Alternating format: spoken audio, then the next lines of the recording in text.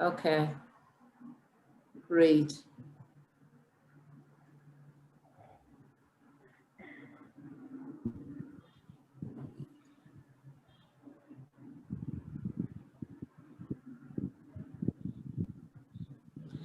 Okay, I want to thank you, one, for the opportunity that you have afforded me to speak at this conference.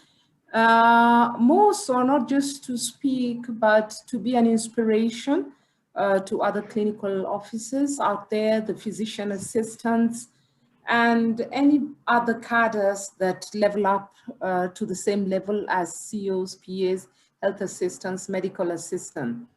My topic for this conference is repositioning for the new norm.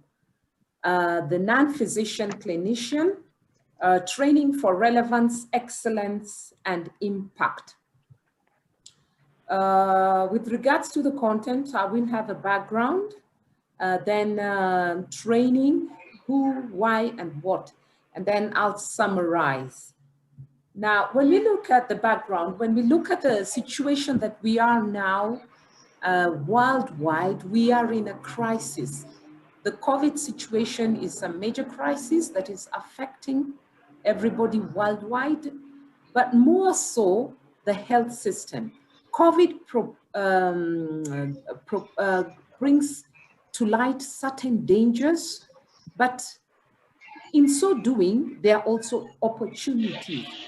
And I like to refer to this diagram where when you write crisis in Chinese, it is composed of two characters. One represents danger and the other is opportunity. So as dangerous as COVID is, it has brought with it certain opportunities.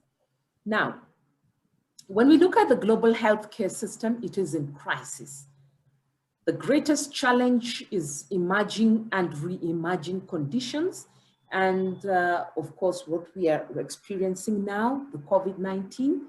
And one thing that we have noticed over the COVID era in the past 1 year is the rapid development in technological IT issues with regards to healthcare and other aspects of life. Now, the other thing that really is giving us problems in the healthcare scenario globally is escalating healthcare costs. Healthcare costs are rising and COVID has not helped. So we have a world in crisis that needs solutions. So the issue is, how do you see the crisis, the global healthcare crisis? Do you see it as a problem or do you see the opportunity? Now, the funny thing about opportunity, we often miss it because it's often dressed in overall and looks like work. COVID brings to us a lot of work, but in the ways that it disrupts lives, disrupts healthcare, there are opportunities for us to bring in solutions. So all that matters is the way we look at things. Now, when we talk of training, why do we train people? One, we need to improve on existing knowledge base. Sometimes we add new knowledge when we train.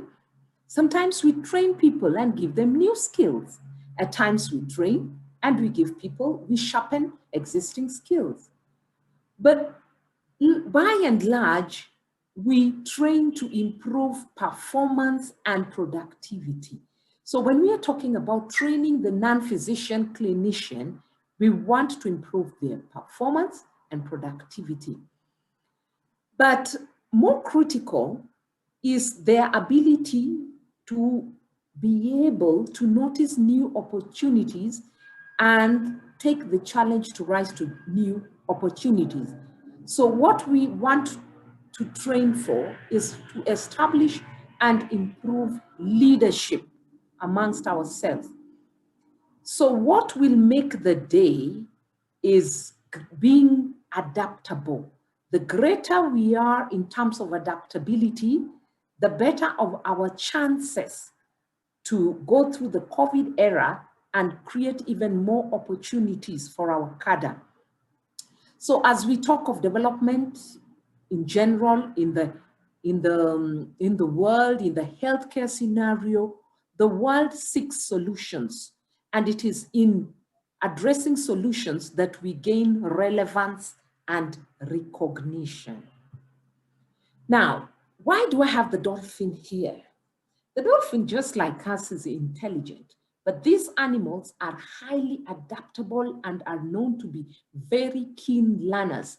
They live in pods and are known to execute tremendous teamwork. They have a common language and are able to communicate well, but more so, they are known to be very compassionate. Many a story is told of a dolphin rescuing people who have been thrown overboard due to one reason or another. So there's a lot that we as non-physician clinicians can learn from the dolphin. Now, why is it important that we train and change our practice maybe? Because the best way to predict our future is to create it. If we do not have the skills and knowledge to do so, then nobody else is going to do the work for us. So it is important that we train. And the major reason why I want to train, we want to predict our future. If we don't make it for ourselves, who do you think will? Now, who and why? The CEO, the PA, the MA, the HA, whatever you may be called. The most important thing is we are training to reposition ourselves as leaders in the health care sector. So we are adapting new roles. We want to practice with ethics. We want to offer compassionate care.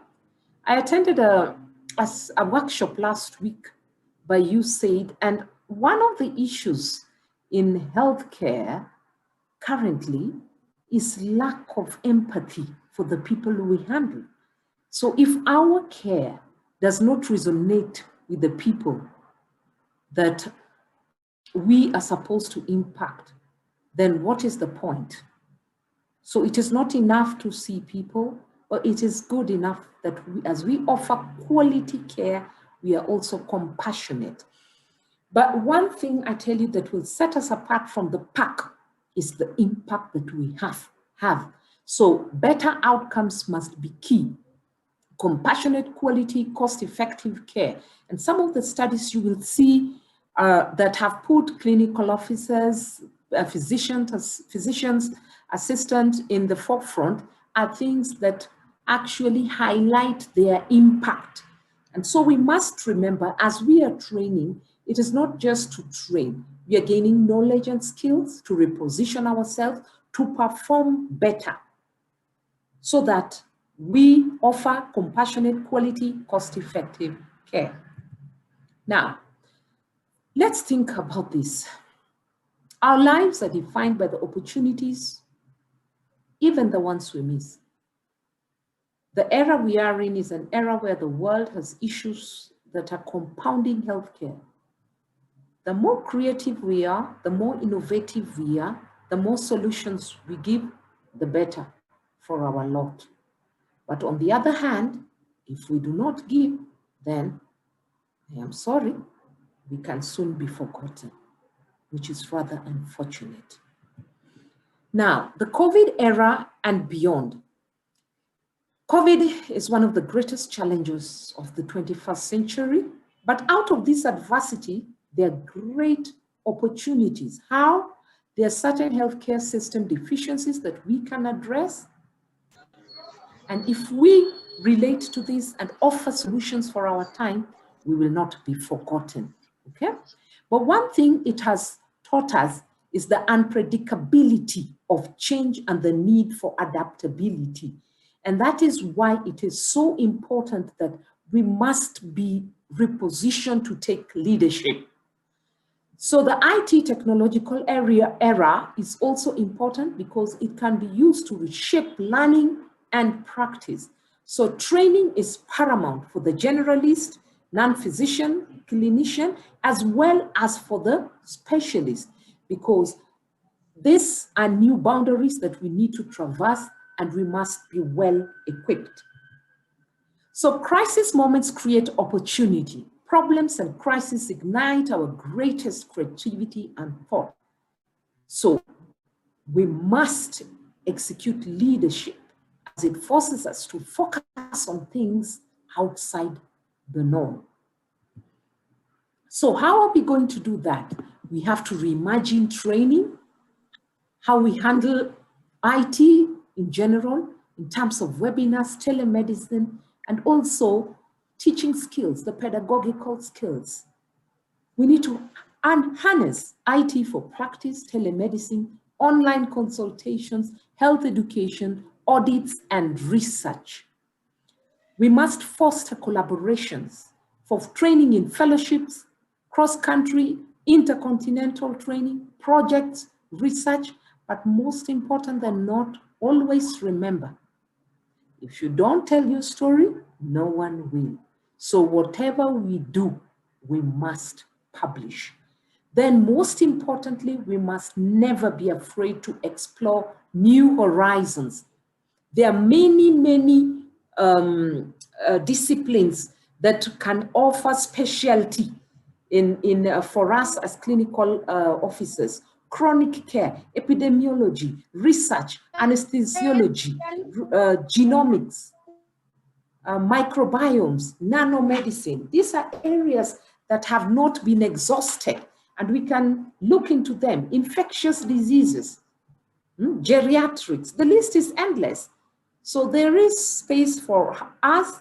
We only need to rise up to the challenge and take up this space. So we must seize the moment. Success occurs when opportunity meets preparation. How do we prepare? By training, acquiring the skills, acquiring the knowledge that is necessary to rise up to the challenge when it appears. So in summary, one thing is for sure, times are changing. Change is an irrefutable reality of life. The non-physician practitioner has never before gained much recognition as now. And for us to maintain this, we must look at the current challenges. Why? Because they pose some of the best opportunities to harness. So the non-physician clinician must reposition themselves in training, practice, and research to offer quality, compassionate care. And in so doing, provide leadership and recognition for our lot in the global health arena. Leadership and recognition is calling. We must answer. So as the lion, we must be brave, bold, and focused. Take our chance, make our move. It is business unusual. And at times, even for the lion, outcomes are greater if they work as teams. Collaborations are key. So we must form partnerships within countries, beyond our countries, beyond our region, and encompassing the whole world. So remember, opportunities are never lost. Someone will take the ones that you miss. So let us seize the moment. Thank you very much. Wow, thank you very much, Madam Grace Atieno Jalang'o. That was a very inspiring speech. And once again,